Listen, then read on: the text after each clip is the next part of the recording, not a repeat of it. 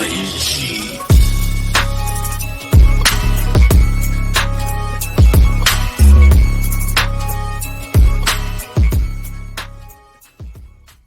And welcome into episode 36 here on the Grind on Sports. I'm Wayne Kaiser alongside Ben Metz as we grind it out here another week in the books. A lot of things have transpired the last week, not all of which we'll dig into, but a good deal of the big orange stuff we'll dig into.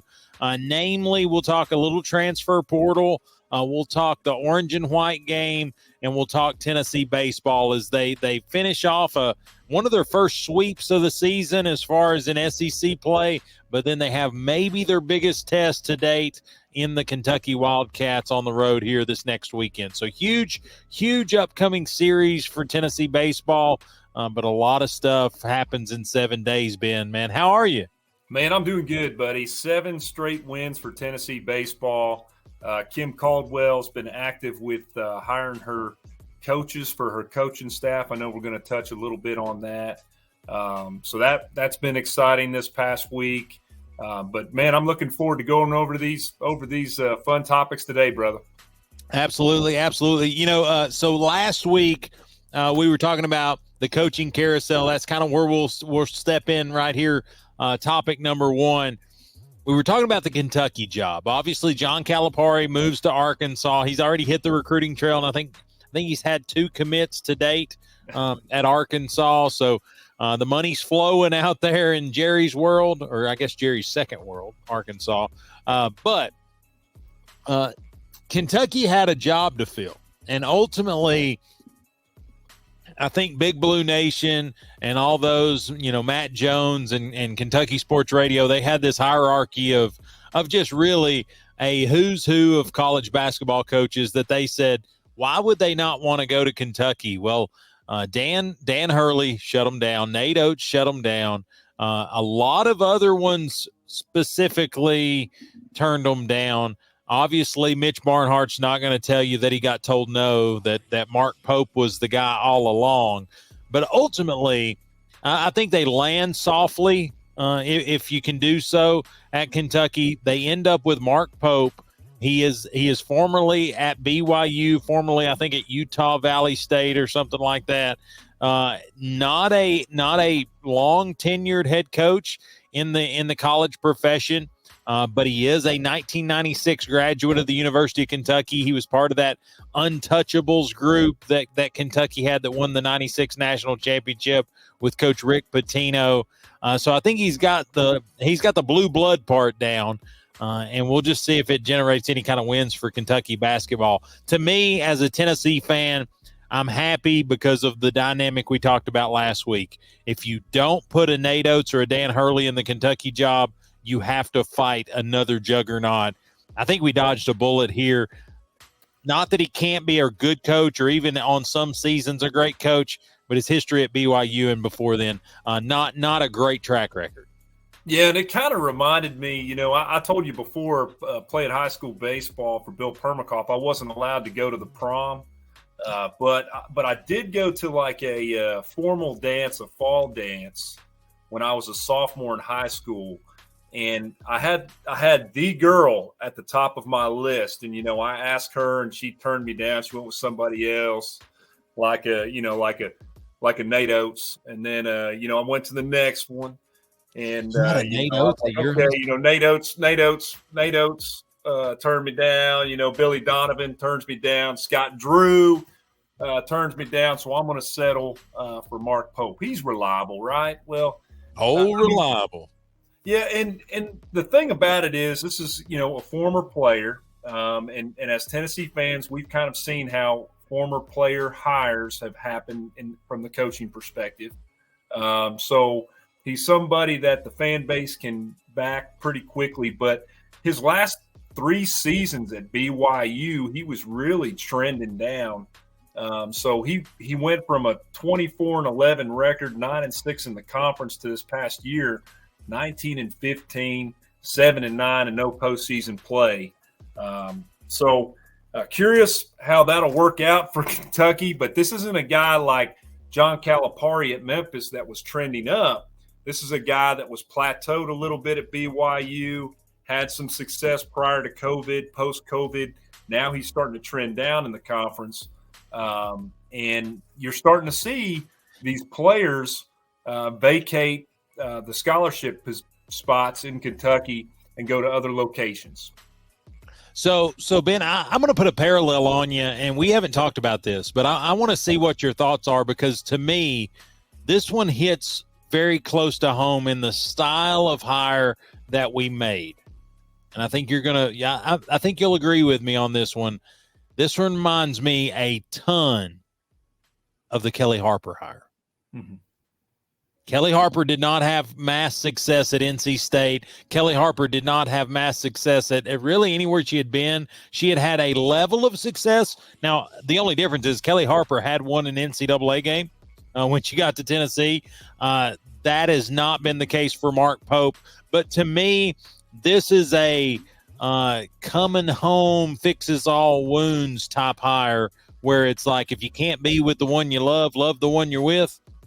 This is Mark Pope's home. He made his bed here.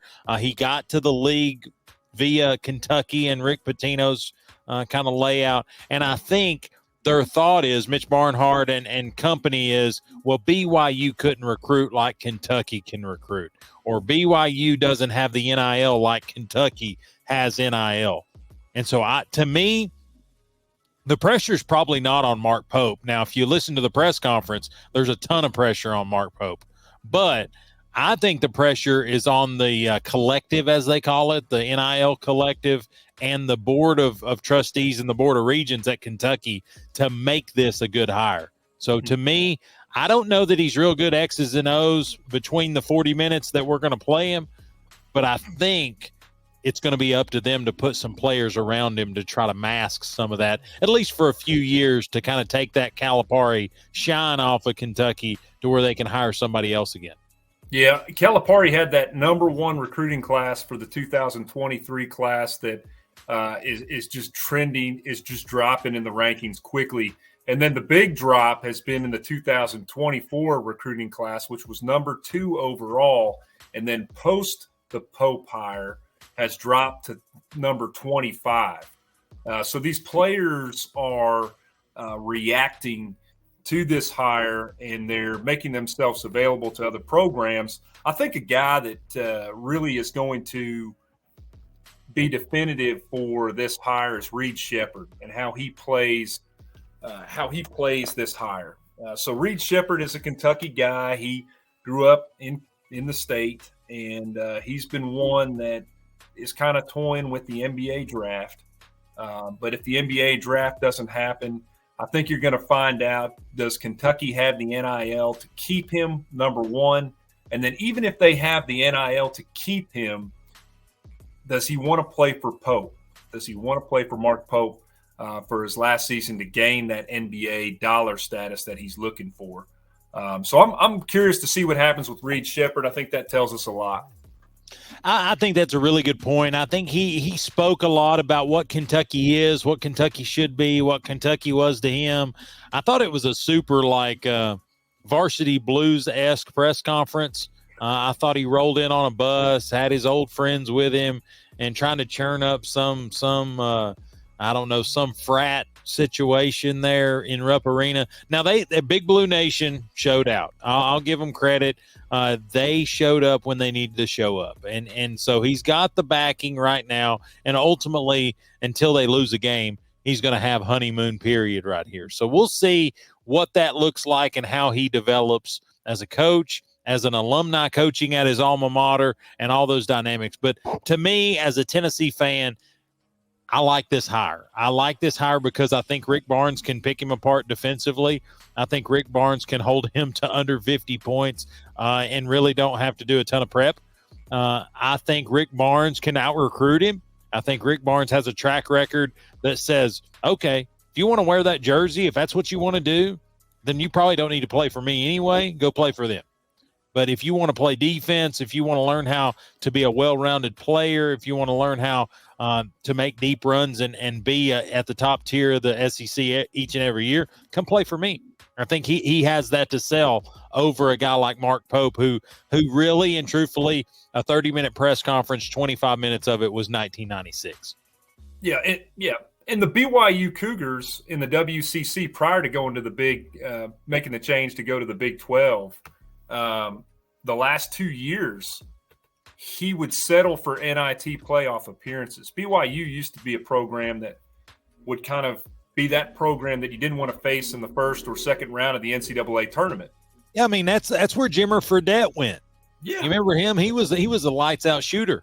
So that's not a program that's down on their luck. Yeah, I can't forget. I'll never forget. But good stuff. But I'll tell you, like that's the thing, man. He with the WCC, he started to settle for NIT, and then even this last year, as I said, where I think this is beneficial for Tennessee fans. This is the guy who hasn't made a major playoff appearance since 2019, so it's trending downward, and players are seeing that. Let's sit back and see what Reed Sheppard does. I think that tells you a lot because Reed Sheppard is the only guy that averaged 10+ games left on this scholarship roster. So if he decides that, you know what, I'm going to stay at Kentucky because the NIL's there, most important. But number two, I like the coach because we've seen how Calipari's operating with the NIL. He's even pulling players like the Croatian guy. I can't think of his last name. Just throw a bunch of letters together. You'll have it. Ivisic, I think is his last name. But anyways, he pulled him to Arkansas very quickly. So I'll be curious how Reed Sheppard plays it if he decides not to go to the NBA. Will he stay in Kentucky or will he go down to Arkansas? Yeah, I think he's probably going to come back. I think he's probably going to come back to Kentucky. And just because I don't think the NBA is going to be there, and I think ultimately that's his home state. And I hope he has the I don't know, the wherewithal, the gumption, whatever you want to call it, to just understand the value in doing that. And that's just where I'm at. But I like it. I think we can out recruit this guy. I think I'm looking forward to some opportunities to face him on the basketball floor. I think he's gonna have all the energy, and he has shown that he's a Butch Jones disciple. He has sound bites coming out of his ear holes.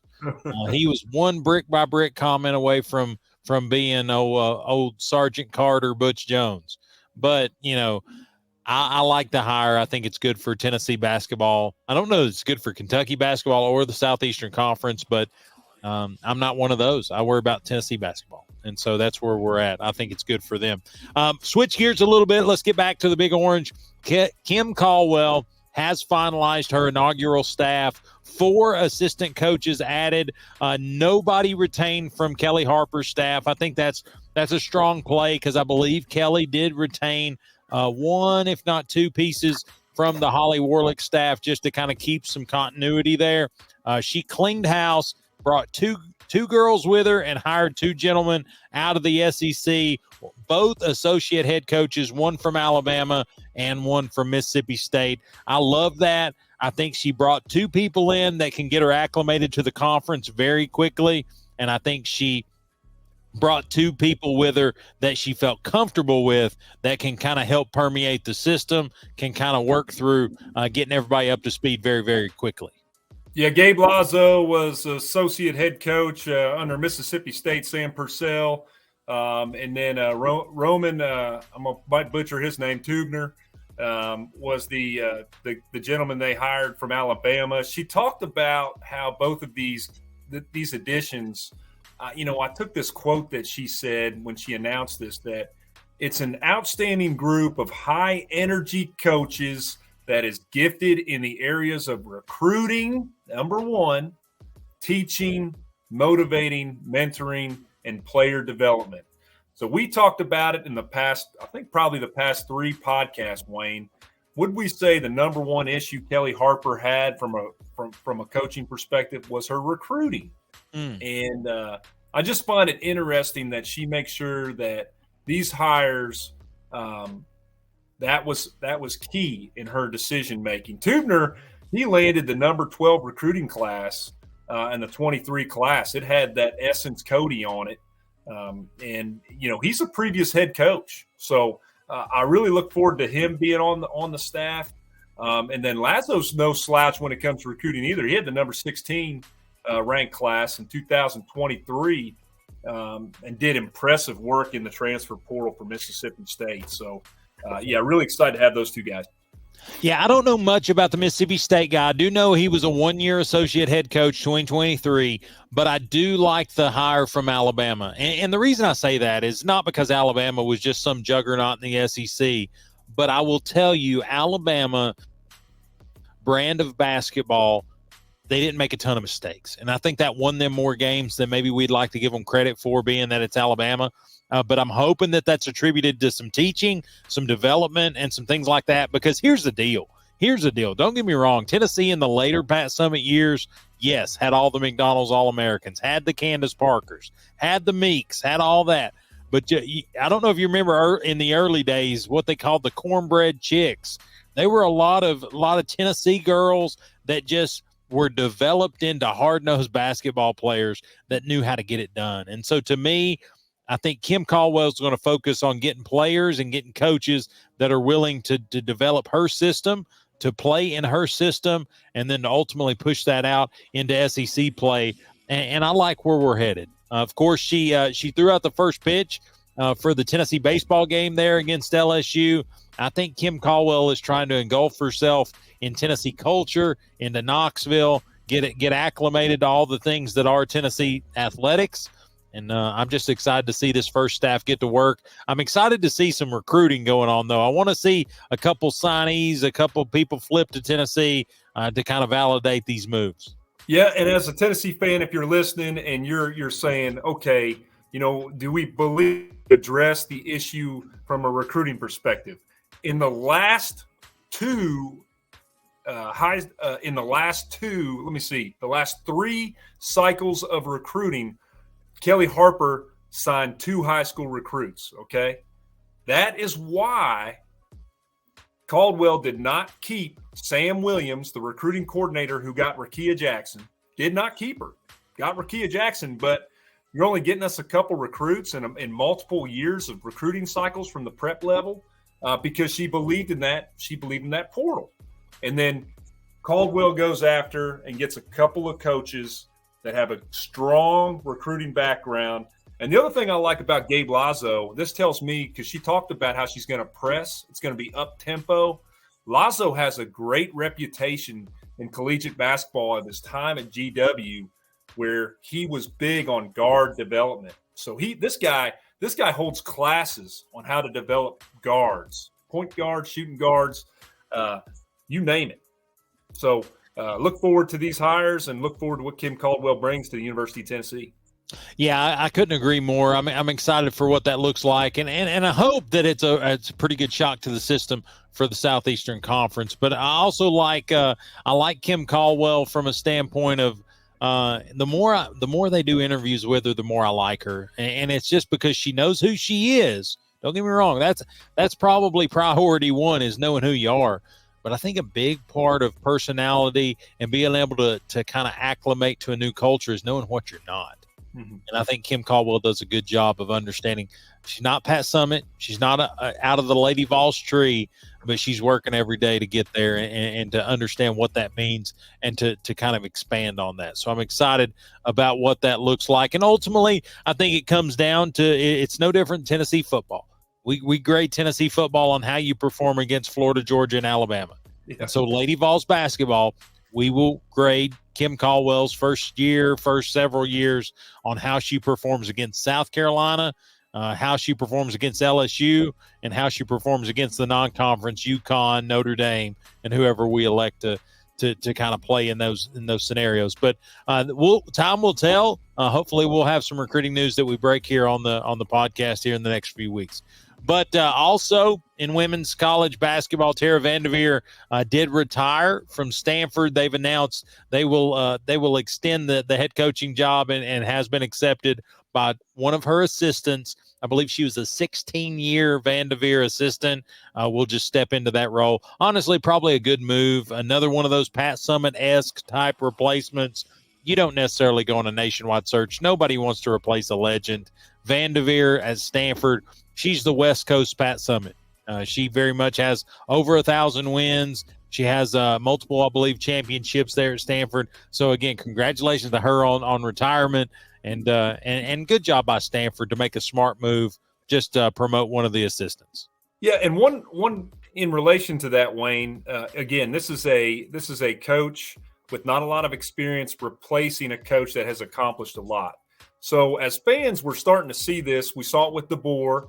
You're seeing it right now with Pope at Kentucky, and then right here with the coach at Stanford.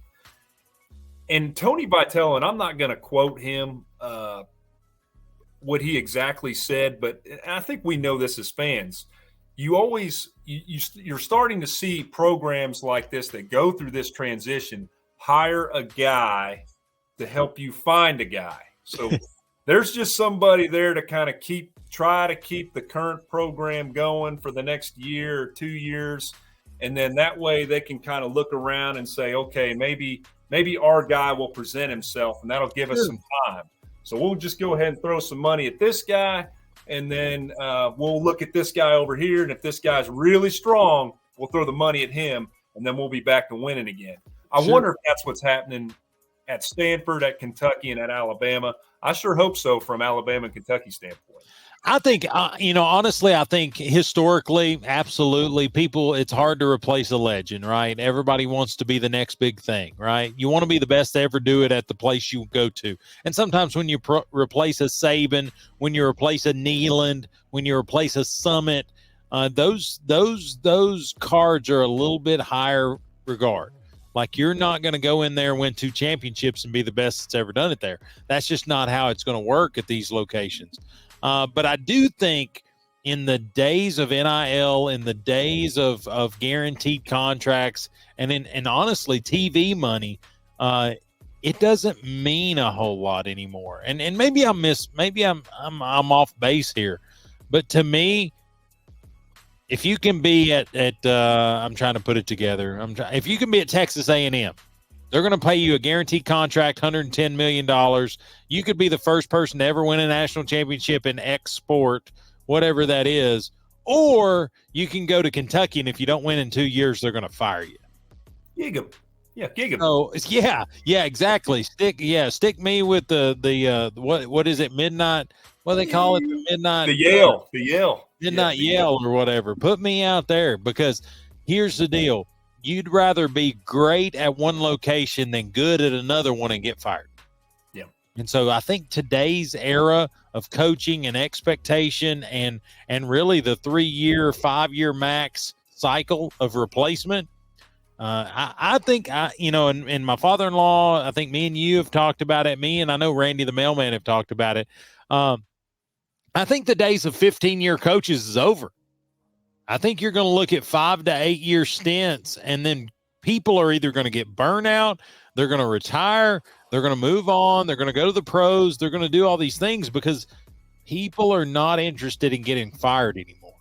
And I think Saban retirement, I think those type things, I think Jim Harbaugh moving on, I think that's kind of the last few cogs in what we know as historic coaching. You know what I'm saying? Because I think there's just such a competitive market in all sports now. It's such a competitive nature in a lot of different things. You can win championships, go 3 or 4 years without winning it. Ask Ed Orgeron. He wins a national championship, and 2 years later he's fired. Gene Chizik wins a national championship. 2 years later he's fired. Brian Kelly, 2 years removed from going to a national championship game or a Final Four appearance with Notre Dame, and Notre Dame's talking about firing him. Mm-hmm. And so to me, I think gone are the days that you have your eye on these blue blood programs or these historic great programs, that's where you want to coach at. Yeah. No, I'll coach at Western Kentucky, win 2 national championships, and they named a town after me. Mm-hmm. All of a sudden the stadium's named Wayne Kaiser Bowl because I've won 2 national championships or maybe even made 2 Final Four runs. Yep. Whereas you can go to Alabama, win 10 games 3 years in a row, win 5 and get fired. Mm-hmm. So to me, the landscape has changed. And I think ultimately The long tenured coaches may be a thing of the past. I think that's something we'll have to wait and see. Well said. And just to build off that briefly, we used to get tore up at the dollar amounts of these contracts. We have to pay out X amount of dollars for Ed Orgeron. I think it was like $60 million when he left LSU, because they had to pay him out. But you look at John Calipari at Kentucky. They didn't think when they put that 10-year, $83 million contract together that he would resign. There was no verbiage in that contract saying, oh, if you resign, you have to do this or you have to do that. No, because we're Kentucky. You're not going to leave us. You're not going to leave our fan base. We're Kentucky basketball. Guess what? That, to your point, the landscape has changed. It's no longer about to the coaches either. It's no longer about, well, I want to stay at this program and help build this program to win multiple national championships.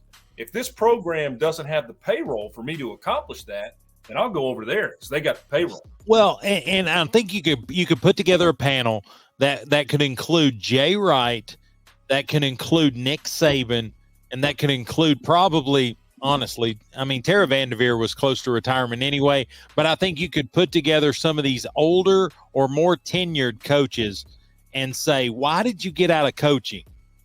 I would venture to say none of them say because I was done coaching. Right. They would say because NIL ruined college athletics. They would say because I can't afford, or Stanford can't afford, or Alabama was unwilling to develop a program that could keep me where I wanted to be. Nick Saban, let's not get it twisted. Nick Saban is going to go down, and I'm a Tennessee fan, and I hate saying what I'm about to say. I know. But he's the best to ever do it. He's the best to ever do it, and he did it at a time when maybe college athletics were as competitive as they've ever been. Yeah. But NIL put him in a space to where Georgia, just by virtue of having a deeper pocketed alumni base, by having a more benevolent alumni base, was creeping in and basically stealing out of his Easter basket, if that makes sense. Yeah. I think you look at Jay Wright. He's at Villanova. Villanova, in no way, shape, or form, financially, monetarily, however you want to word it, is going to compete with a Duke, a North Carolina, a Kansas, or a Kentucky. Mm-hmm. And so he looks at this, and that's a spitball 10-second answer. There's probably other universities that Villanova would fall under the NIL allocation. And so as coaches, you have two options. You can say, oh, I'm a good enough coach. They'll want to come play for me. Money's no option. That's an uneducated guess, in my opinion. Nobody is that way. Now, that may work for a 35-year-old recruit. Honestly, that makes sense to me, wanting to play for a good coach.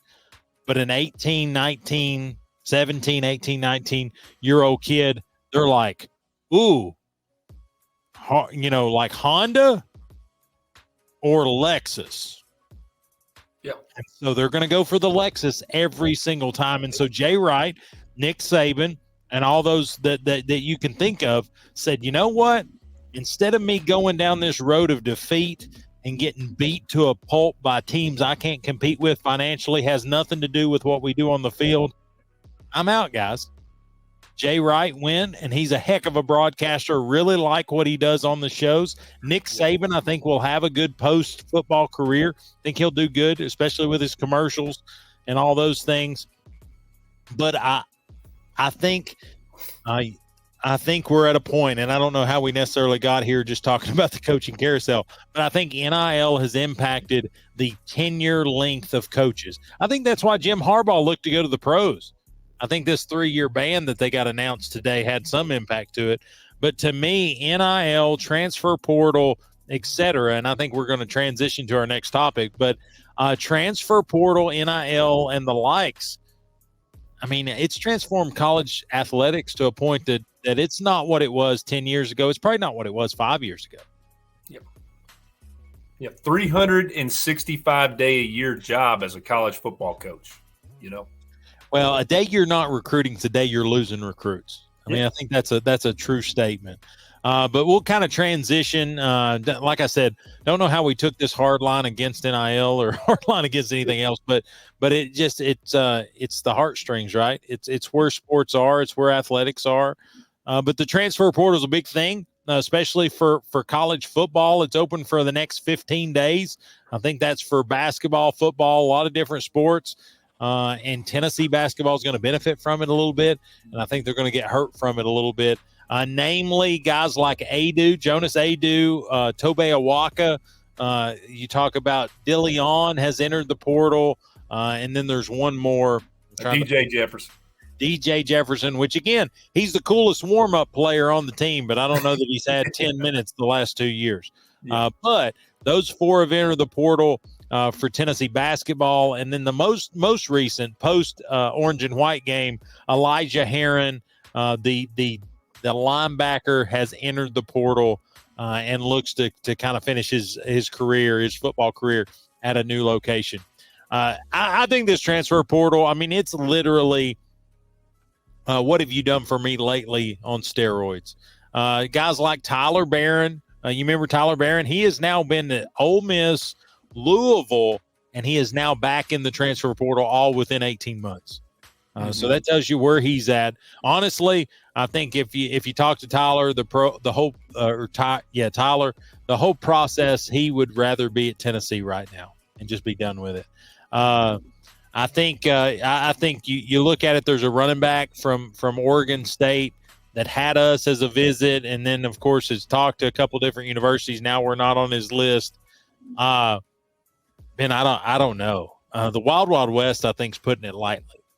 I think this is an amazingly open concept with really highest bidder being regarded. Yeah. I mean, from the Tennessee basketball perspective, the Adu and Awaka hitting the portal definitely, I think, shocked every Tennessee fan when that happened. So the Awaka move did not surprise me. The Adu move surprised me. I think Awaka's a starter. Yeah. And so to me, I understood him going and getting some playing time. Now, Adu moving into the portal, I'm sending every message I can saying, Awaka, remember that position you're leaving to get? Come on back. Yeah, I think Awaka could come back and get the Adu spot, and everybody go, see, Jonas, aye. Yeah, Jonas had 4 points in the last two ball games of the season and just was not performing at the time that we needed him to perform. And Awaka hit in the portal at the time that Adu did. Yeah, it caused a lot of concern. But we still have a core group of players coming back for Tennessee basketball. Let's not forget Meshack and Ziegler, rising seniors coming back, two of the top defensive guards in the game in NCAA basketball. Estrella played really well for us. Jordan Gainey comes back. But I think the positive for me, because we don't know how it's going to shake out. We didn't know that Dalton Connect was going to be part of this roster until late into the year, and knew what he was going to contribute very early on. But right out of the gate, Darlington DeBar commits to Tennessee. This is a guy that just 17.8 points per game, 6.8 rebounds, 39% three-point shooter. So Barnes is working. He's got Igor Milicek visiting. This is a forward that averages about 12.8 points per game from Charlotte. He's got a couple other guys coming in.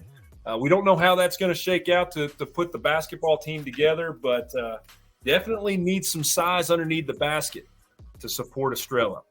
Well, I love the ad of Dubar. I like what he brings to the table. 6'8", he's from Hofstra. I think what he's been able to do at that level, I don't know that he's going to be Dalton Connect. I don't know that we're ever going to see that in the next few years. But I will tell you, what I like about him is the fact that he not only scores every game, but he's got good rebounding percentages and statistics. And then he also steals and he blocks shots. He does all the dirty work, kind of like a Meshack, if you will. I'm excited about Meshack coming back. I'm excited about him being excited to have an opportunity to get a starting role. Meshack is a player that goes to work every day. And I think if you're a Tennessee fan and been one for a number of years, workman-like mentality buys you a lot of grace with Tennessee fans. Mm-hmm. And I think Jamar Meshack does that. But I like I said, I like Dubar. I like a couple other options. I want to Waka back. Tennessee's got 6 open spots. And so to me, loaded up, Rick. Let's see what we can get out of the portal. I think there's plenty of guys. There's that guy from Indiana State. They're calling him I can't remember what they call him. But he's supposed to be a rebounding machine. I'm not opposed to getting him. I think he'd look good. We'd sell a lot of T-shirts having those Clyde Drexler goggles on. And so I think we can do a lot with him. But transfer portal in basketball has been been good to Tennessee basketball the last few years. I'm just hoping that continues. Okay. For the football side, the last, they talked about the 15-day period here. I knew that it was going to open up for Tennessee football. I knew that there was going to be guys that weren't happy, and I knew that it would move. I don't know that I thought the leading tackler from a year ago would step into the portal, but that's just the environment that we live in. I think he feels like he's entitled to something, and we're not necessarily able to give it to him right now. But I think that opens opportunities. There's a couple guys that I may question on campus. Rick Barnes and Josh Heupel are not two of those. Mm-hmm. Yeah, I like what Josh Heupel does. I thought he in the orange and white game showed that he has got another roster that's very able to perform to the level he wants them to. And it's just about execution and kind of matchups in conference play that's going to dictate how 2024 goes for us. Yeah, my big question in the orange and white game was who was going to back up Nico if something were to happen to Nico. And Gaston Moore, 12 of 18 for 184 yards, had a couple touchdowns. Jake Merklinger did an excellent job, 5 of 7 on passing.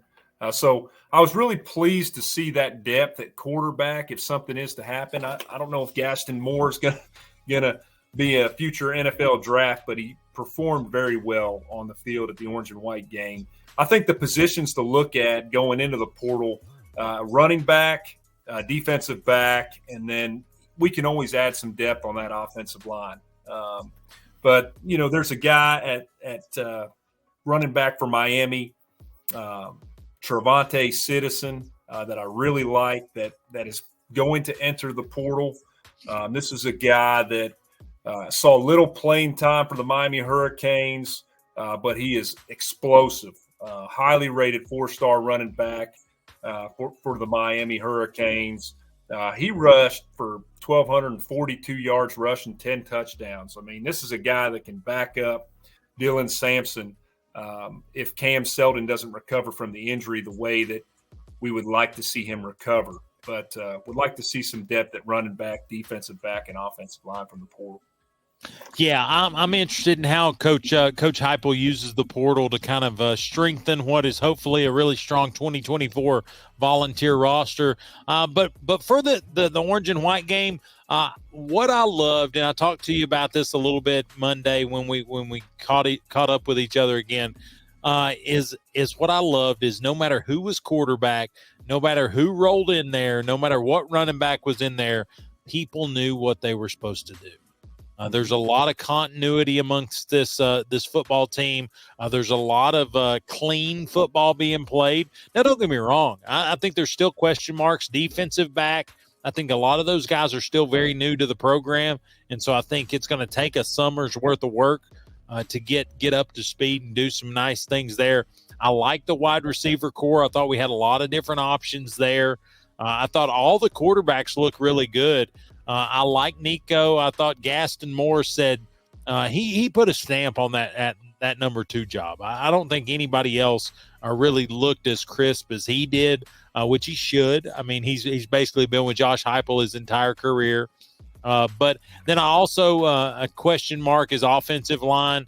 I thought there was some banged up pieces there. Cooper Mays did not play, but I thought I didn't think I saw a ton of penetration or really good holes presented for the running backs. And I think in Southeastern Conference play, the pass game is predicated on what you can do in the run game.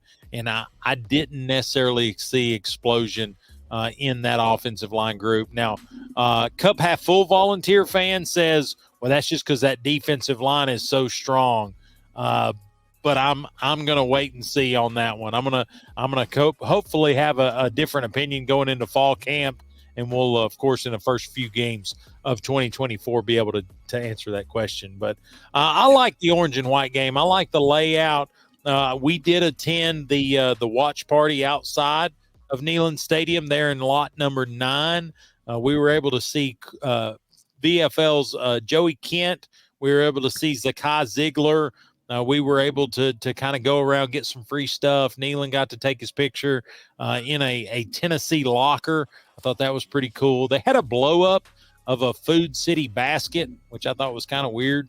It had a plastic blow-up steak on it, which I thought was a little odd, but it worked out. But no, I hope they do some things like what they did for the orange and white game on some game days in the fall, because I feel like, yes, there's over 101,000 seats in Neyland Stadium, but there's so many more people that would love to be part of the game day experience. And I think it would just speak to what is Tennessee football if they rolled some watch party outside.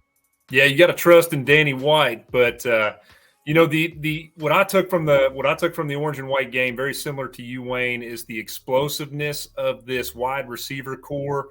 Nimrod had a beautiful touchdown catch down the sideline. Brazil had a 70-yard touchdown catch that was beautiful. But after the game, I'm kind of listening to like the interview with Coach Height, and he said, quote, "This is the deepest wide receiver pool we've had." So I stopped for a minute, and for some reason, the commercial that came to mind was Flex Seal commercials. And I sat there and I'm sitting there and I'm going, if there's one brand that Coach Hype would be like, I'm not going to go on that. I'm not going to do commercials for you because I don't believe in that product. It would be Flex Seal, because Coach Hype in interviews does not give a lot of fluff. He's not going to fluff it. He's not going to fluff a product. He will tell you, we've got to work. We've got to work at this. We got to do this. We got to do this better. We got to do this better. And guys, you got to remember, we had Jalen Hyatt a couple years back. We had Litnikoff Award winner, yeah. We had some pretty good wide receivers with Coach Hype. So for him to come out and say this is the deepest wide receiver core we've had, and you see those catches by Brazil and Nimrod, and you got Brew McCoy, and you got Squirrel White. I'm just really excited to watch Nico and that wide receiver core come together in the early part of next season. I just want to quickly close the gap that we are not sponsored by Flex Seal. Now, if Flex Seal would like to sponsor us, I'll tape this whole Tennessee room in Flex Seal. I don't care. But it's not here at this moment. But Ben definitely, if you don't believe in Flex Seal, I don't necessarily know it, but I think you could try it, and Ben seems to be fond of it. But anyway, no, I'm in the same boat with you. I don't take I don't put a huge price tag, or I don't put a big grade on my perception of the football team based on an orange and white game, because I think I say it this way every year: you can generate more questions than you'll ever have answers from a spring game. Because is it the defensive backs are good or the wide receivers are terrible? Is it the defensive line is good or the offensive line's terrible? Is it the quarterback's good or is it there's all these different angles you can take. So to me, I was happy that everybody looked like they knew what they were doing. To me, that changes. That's so much of a breath of fresh air from previous coaching staffs. There was so many of, once you got to the third team, the running back didn't know which side of the field he was supposed to be looking at. Once you got to the fourth team, the defensive backs looked like they were lost out there. That wasn't the case. Everybody seemed to know kind of the basic layout. Now, did quarterbacks overthrow receivers? Yes. Did defensive backs kind of break down early and kind of bust some assignments? Yes. But in a general sense, They were where they needed to be when they needed to be there. And I think some of that will clean up in summer workouts, individual stuff. And then in fall camp, you refine, you get ready for the season, and let's rock and roll. 12-team playoffs in front of us here in 2024. And that's where I'm looking at. I don't care if we're 12, 4, 7, or 1. I just want to be in it. And so I think Coach Hype's ready and kind of poised to be there. And honestly, his body language tells me he feels comfortable that he can do that. And so I like where we're at coming out of spring. So lastly, we're 46 minutes in. As usual, I'm wrong. I told Ben today I didn't think we'd hit the hour mark, but I feel like we haven't started baseball yet, so we'll absolutely kind of get there. But Ben, Tennessee baseball, they've done a really good job. They've lost the series to Alabama, but really rallied and put together a nice little string there, including this most recent weekend sweep of the defending national champion LSU Tigers. And honestly, I thought they did so in a pretty easy fashion. But I would argue this weekend they may be playing the hottest team in baseball, the Kentucky Wildcats. They've got to go to their place to do it. And so to me, Ben, this weekend's going to be a measuring stick series. I continue to use that, but I feel like college baseball's in that arena. It's not necessarily I beat them 2 weeks ago. Doesn't matter. You're playing Arkansas this weekend. I beat them last week. It doesn't matter. You're playing Kentucky this weekend. So to me, it's a week-by-week season, and this weekend is no heavier than it's been all SEC play. You got the Kentucky Wildcats hitting the whale out of the ball, and ultimately got a lot of things going right at home. Yeah, you got two guys in this Kentucky lineup that combined for multiple runs scored during the midweek game, but they're on a tear in the SEC, and that's Ryan Waldschmidt and Ryan Nicholson. I mean, both the guys are batting above 300. Nicholson has 11 homers on the year. Waldschmidt has 6, so you got to look out for them in the 2-3 spot. Pitching-wise, very similar to us from an ERA perspective. The thing that Tennessee did really well this past weekend is we found a way to win and sweep in a way that was not customary to Tennessee baseball in the past. So we played kind of a bullpen game in game 1. Stamos and Cowsey pitched, and then we gave it over to Cannell, who's really come on out of the bullpen for us. And then we go into Drew Beam, and I think that was my positive over the weekend. You know, Drew Beam had 5 strikeouts. He scattered 8 hits and was able to work out of trouble a couple of times. There were runners on second and third with nobody out, and the Tigers were having applying some pressure, and Beam was able to pitch his way out of that. So really excited to see that. Excited to see Nate Snead perform well out of the bullpen in the second game as well. So where these two teams are alike is they hit for power, and they pitch to survive. They rely on their bullpen, but they pitch to survive with their starters. So this is going to be an exciting series, and it has all the lights, all the promotions out there. Definitely, you need to turn on your TV and watch all 3 ball games this weekend. Oh, I couldn't agree more. I always look at common opponents when I match up what a weekend's going to look like. The only one that I'm really touching base on is that Alabama series. Obviously, they've played other common opponents, but Kentucky in Lexington did get Alabama 6-2, 7-0, and 10-1. So I think their big-time moments at home seems to be formidable for this Kentucky Wildcat baseball team. But I'll tell you what I love about this Tennessee baseball team is they're not scared of anybody. I think you look at Blake Burke, you look at Semo, they're both chasing history as they kind of go back and forth on who's going to be the home run leader this week for Tennessee baseball historically. And I think that's fun to kind of watch as it goes along. But I'm with you. I think Tennessee's got some things that they can work with. I think as you look down that lineup, we continue to heat up guys that maybe to start the season wasn't necessarily hot. I think Billy Amick coming back against LSU. That means the world to this lineup. I think you look at it, you've got Semo, you've got Blake Burke, you've got Dylan Dreiling, you've got Billy Amick, and that's just the big four that I would say you need to watch out from the plate. But then I thought you saw it at Bellarmine last night. There was a ton of guys that were able to rotate in there and have some success. I honestly like Tennessee's chances going up to Kentucky and cooling off the Wildcats. But it's going to be a tall task. Ultimately, measuring stick game. It doesn't break our season if we don't get the win, but I think it catapults us if we can get it done. Top 5 Tennessee, top 5 Kentucky. It doesn't get any bigger than this. And I only thing that would make it better is if it was at Lindsey Nelson. Yeah, and for you Tennessee fans, here's a stat that I want to leave you with to make you feel like this is going to be our weekend to celebrate. 51 total home runs for Kentucky baseball to Tennessee's 101. Okay, so we lead the country in home runs right now. Yeah. So 101 home runs for us versus their 51. And I told you about Nicholson. Nicholson has 11, and he's the only player on Kentucky's baseball team in double digits for home runs.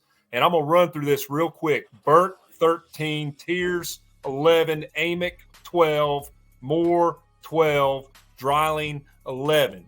So when you look at a team like Kentucky, that and I you know me, Wayne, I like to talk about earned run average quite a bit, but you look at their day 1 and their day 2 starters, and their earned run average is 3.4. So like you and I have said before, that means that on an average 3 runs per game. So there's going to be times that they give up 5 runs, if they give up 6 runs. You don't want to do that to this team, because if you go out there and you pitch a poor game to a team that hits 101 home runs, they've scored 20 runs on Bellarmine. They're a hot baseball team right now. They just swept Auburn. They just swept LSU this past weekend. They're feeling it, buddy. They're getting on that bus, and I got a feeling that Kentucky's about to run into a buzzsaw, buddy. Well, and if I'm not mistaken, Ben, I believe we've had a dozen grand slams on the year. And so to me, that's always been an Achilles heel for Tennessee baseball for me, is we left a ton of runners on base. And even early this season, I thought we did a poor job of runners in scoring position and then getting those last 2 outs and getting out of an inning. And so to me, we are doing a better job of, if you walk one, if you put one on first base because you hit him, we're going to drive him home. We're going to play baseball to a level that's going to make you pay for putting people on the base pads. And so, to me, I can only hope that Tennessee baseball kind of puts it on Kentucky and shows them what we can be. But to me, I think it's going to be a dogfight. Ultimately, I want to win Friday night's matchup. I think that sets the tone to give us 2 opportunities to win the series. I love the way Beam kind of came back and had probably his best outing of the year there Saturday against LSU. But not that LSU's some great, grand, and glorious thing, but they still have guys that can hit the baseball. So I still think it's a quality win. But I'm pro Tennessee baseball until they give me a reason not to be. I love this team and love the fight at the plate, what they bring to each at bat. Yeah, and hats off to Coach Tony V. I heard a stat this past week about him. Tennessee has now swept 14 SEC regular season series during the tenure of head coach Tony Vitello's 7 years as head coach, after just posting 2 series sweeps in conference play from 2012 to 2017. That's an incredible stat. Tony Vitello's doing a great job with that ball club down there. And let's see if we can go ahead and post us another series sweep up there in Lexington, brother. Well, I think this is a sport. Tennessee baseball, he is ripe for the picking to put himself among the few that have had great success at Tennessee baseball. I think he's just a couple years away from segregating himself to that top spot. I love Tony V, and I hope he loves Knoxville. I think we've been really good to him. But I'm excited about this weekend. Obviously, Kentucky's a huge test. It's going to let us know where we're at. That may be 2 out of 3 for the Vols. That may be 2 out of 3 for the Cats. But at the end of the day, we're going to know some things that we did really well, and we're going to know some things we need to get better at. But Ben, a lot of things over a course of a 7-day period can happen. There's some other things that happened in the news. Obviously, O.J. Simpson passed away. I think that's an ultimate. That is a sports moment. A lot of people, especially post the trial, don't see O.J. as an athletic entity. But ultimately, O.J. Simpson is one of those USC, Ring of Honor guys. He's a Buffalo Bill Ring of Honor guy, and he's a broadcasting Ring of Honor guy. But don't get me wrong, I'm not taking anything away. I think probably rightfully diminished is his record based on what happened in the early 90s at that place in L.A. But he did pass away. That is a marker in time, so we'll kind of put it in speak and in print here on the grind. Another thing that happened, I don't know if you saw this today, but another Pete Rose situation happened. A guy in the NBA gets a lifetime ban for basically not gambling on basketball, but he. From what I gather, reading the report, I'm not an NBA guy, but basically he reported to a bookie when he wasn't going to play, who wasn't going to play, and any limitations that were had so that they could shave points and do their thing within the bookie world. So I can't remember his name to save my life. It popped up on my phone and I went, really? In 2024, we're banning people for gambling. Yeah. To me, the concern, and Wayne, you know this about me, is we are fans of the game, and we played games as kids, and we had aspirations to someday, play at the highest level. We all did as fans, in whatever sport we played. So when these things happen where you have guys that make it to that level, that achieve that dream, and then they don't handle it with, satin gloves. They don't caress it, take care of it, and understand. You and I talked off air a little bit about understanding their responsibility to the youth of America. Sure.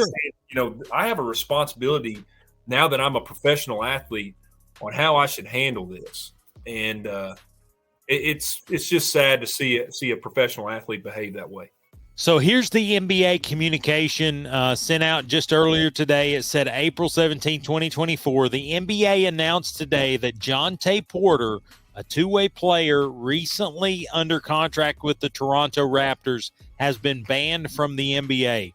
A league investigation found that Porter violated league rules by disclosing confidential information to sports bettors, limiting his own participation in one or more games for betting purposes and betting on NBA games.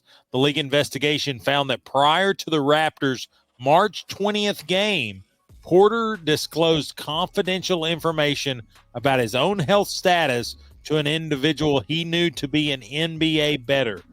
Another individual with whom Porter associated and knew to be an NBA bettor subsequently placed an $80,000 parlay proposition bet with an online sports book to win $1.1 million, wagering that Porter would underperform in the March 20th game. So, sounds like he made his bed, going to have to lie in it. He is lifetime banned from the NBA. I feel like we should be beyond this now. You know what I'm saying? Like, I feel like, you talk about the Alabama baseball coach betting on baseball. You talk about this guy betting on the NBA. I don't know. I don't know what's going to change this dynamic, but it's the world we live in, man. And that's why, in a lot of ways, I'm happy that I invest and I I put a lot of stock in high school athletics. I love what we do and have the opportunity to do there in this local community.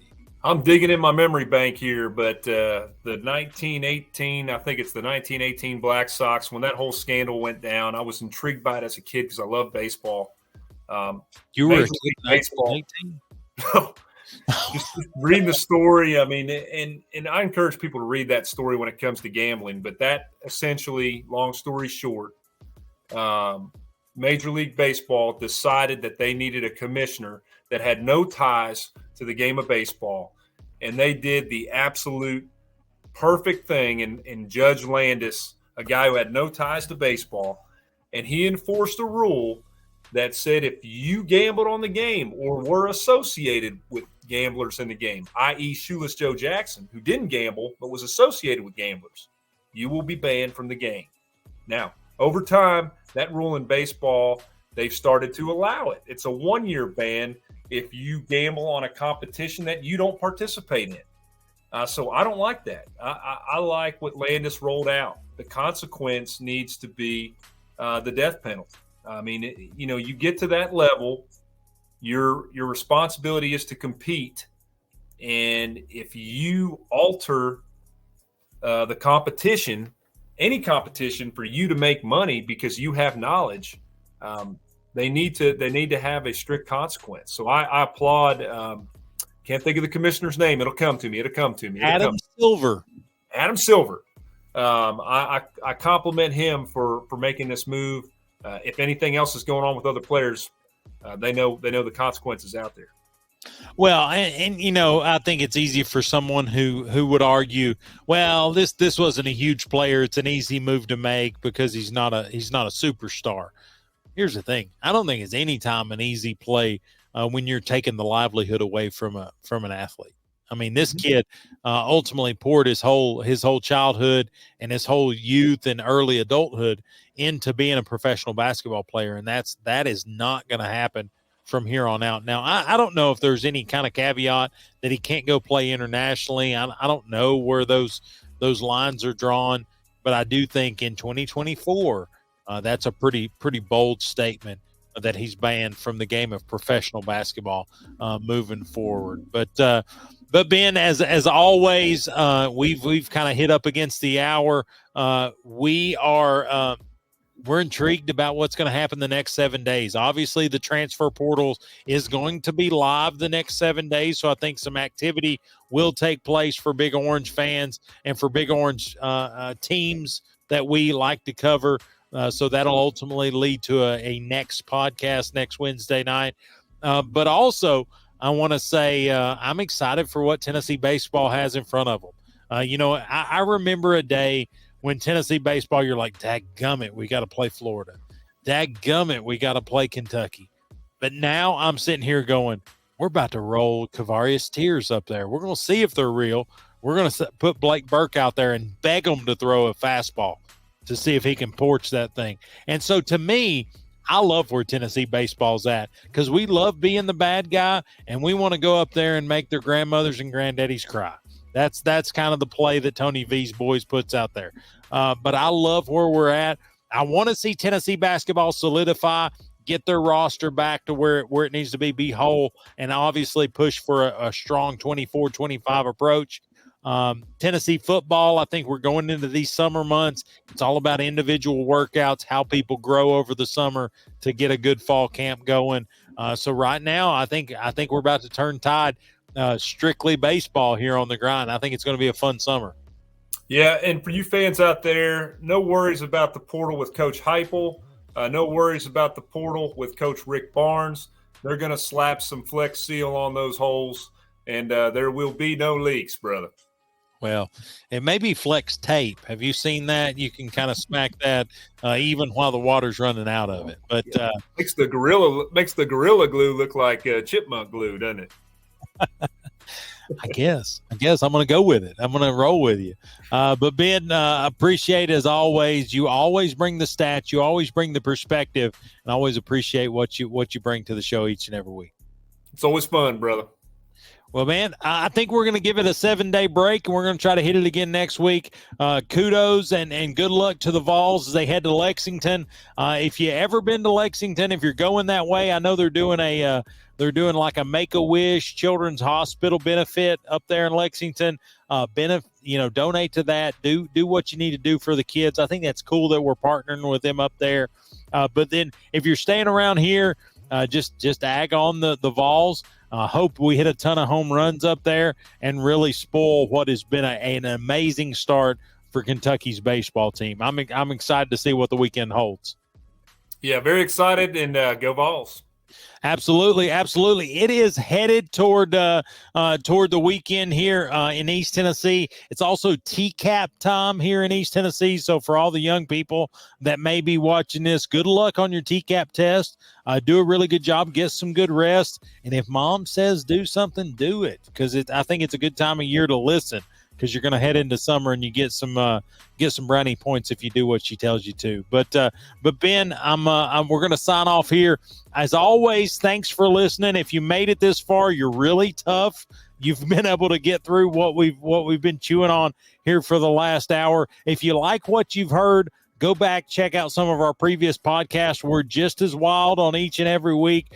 And then if you really like us, hit that subscribe button, and you'll get the notification when we go live next week as we talk about, hopefully, a big Tennessee victory in Lexington. But for Ben Metz, I'm Wayne Kaiser. You've listened to the Grind On Sports podcast. Until next week, take care, be safe, and that's right, grind on.